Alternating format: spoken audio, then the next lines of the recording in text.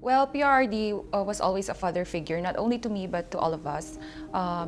My special story about this is that when I had a miscarriage, he was very considerate and he was very concerned, and he let me to take time to rest and recover from the incident. He also tried to comfort me with his words and positive perspective. So I really appreciate that.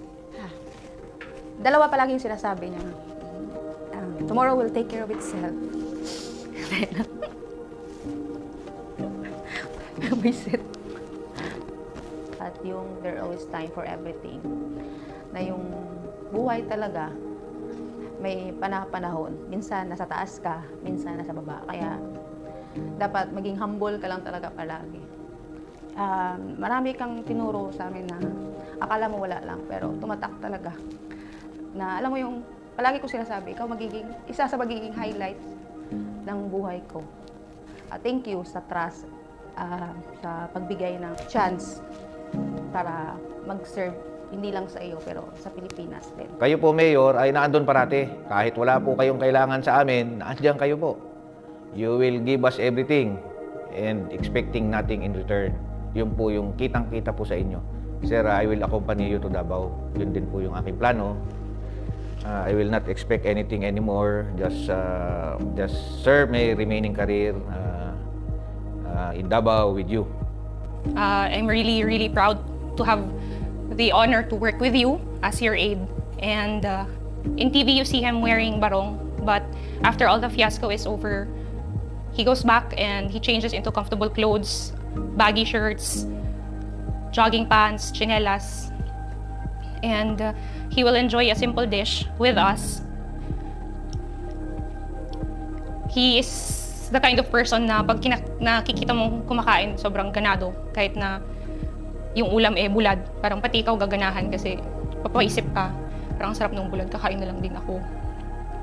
So seeing him like that, na simple pleasures in life, he enjoys very much.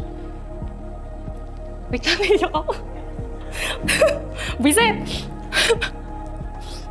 I will always remember all the lessons you've taught me throughout my career and for the rest of my life. Thank you, sir, kasi hindi mo kami trinit na mga security mo. Yun lang talaga actually yung naka-ano sa amin na we were treated as part of your family. So, mahigit 5 taon ko na nakasama ang ating Pangulo. Doon ako palagi sa kanyang likod. Nakita kung gaano siya katapat sa ating bansa at sa mga mamayang Pilipino. Mayor Digong, from the start talaga ang serbisyo mo sa ating kababayan at maraming mga challenges nang ikaw ay nagsiservisyo, lalo na itong pagiging presidente. We will support you. Sana makatrabaho kita ulit at nasa likod mo lang ako at aalalayan kita kung ano man ang plano mo para sa ating bayan. Maraming salamat, Mayor Digong. Ang masabi ko, may puso siya, lalong-lalo na sa mahirap. Actually, may mga nagtatanong nga sa akin kung ano ba daw talaga yung ugali niya behind the camera. Ang masabi ko lang, he's a jolly person, matalino, at higit sa lahat, mapagmahal, literally and figuratively. PRD has been more than just my commander-in-chief being in the military. So I always looked up to him like parang he's my father. Kasi there were many instances that we ate together, then sobrang relaxed lang. He would make jokes, he would tell silly jokes, even personal stories na dapat din niya kinikwento sa amin, kumbaga. Pero he's very open. Sir, sa 6 na taon na naging security officer niyo ako, maraming salamat sa kumpiyansa at tiwala na ibinigay niyo sa akin at saka sa aking mga kasamahan ng mga security officers. Ang hangad lang namin palagi sa inyo, sir, ay maprotektahan kayo, maging safety kayo. Gusto ko lang, sir, na sabihin sa iyo na mahal ka namin, sir, in behalf of the Presidential Escorts Battalion.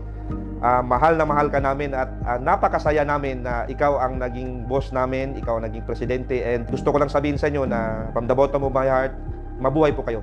Maraming po salamat, sir. Sa mga matagal nating pinagsamahan, sir, more than 5 years tayong magkasama. Nakita ko yung saya mo, yung hirap mo, yung mga tagumpay mo, syempre. Sana ma-enjoy mo pa yung life mo, na wala nang stress, wala nang lahat na ng gusto mong gawin, magagawa mo. Sharing him the 6 years of his presidency, since the very beginning, the campaign period, and then until the end of his term. During the remaining years of our lives, no, na makikita ko pa rin ang mahal na Pangulo natin na nagsiservisyo sa bayan at nagbibigay ng guidance sa mga sumusunod sa kanya. Sana palagi ka pong nandyan. I have learned a lot from you, and especially sa mga mentoring na binigay niyo po sa amin, sa lahat ng guidance, sa lahat po ng tulong. We will be forever grateful for those services that you have given us. You're one of the best tatay, sa totoo lang. Sana sir, mas mahaba pa yung time na ikaw ang presidente. Kasi you have done a lot. And sana ipagpatuloy kung sino man yung papalit sa inyo, yung mga numpisan mo. Ako magpasalamat kay nagatag ka sa amo og hope. Wala ka kabalo sir, pero idol jud ka sir. Kasi idol kay tika sa dili kay tungod sa imong leadership o sa imong nabuhat sa amo kundi tungod sa imong pagkamaayong tao. Naarami permi sir maga-support sa imo ha sir. Sana sir, hindi mo kami makalimutan kahit na hindi na kami mag-work for you. Malapit na kasi, and sana sir, parati kang healthy kasi pag happy ka, iba, kasi yung dating ng smile mo sir, pag happy ka na, giging happy din kami parati. And sir, bata mo ako forever. Para sa akin, isa sa natutunan ko kay PRRD ay yung pagiging mabait, pagbibigay respeto sa kanyang mga security.